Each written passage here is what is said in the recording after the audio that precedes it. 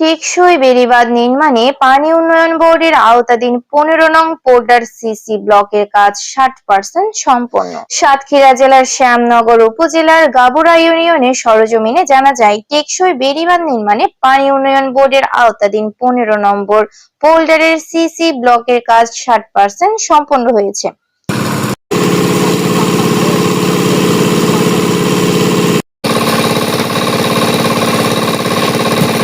এ সময় স্থানীয়রা জানান, আমাদের শ্যামনগর উপকূলীয় অঞ্চলে প্রাকৃতিক দুর্যোগের কারণে প্রায়ই ক্ষতিগ্রস্ত হচ্ছে।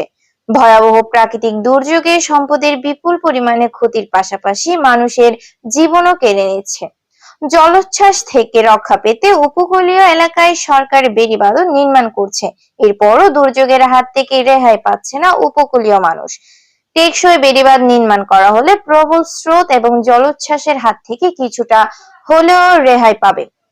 এই কাজটি নিশান টেক কমিউনিকেশন লিমিটেড কোম্পানির একটি ঠিকাদারি প্রতিষ্ঠান হাতে দিয়েছে। ইতোমধ্যে ৬০% কাজ শেষ হয়েছে, বাকি ৪০% কাজ ২০২৬ অর্থ বছরে কাজটি শেষ, এমনটাই জানিয়েছেন ঠিকাদারি প্রতিষ্ঠানটি।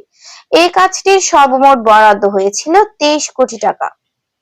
আব্দুর রশিদ, ডাক বাংলা টিভি, সাতক্ষীরা।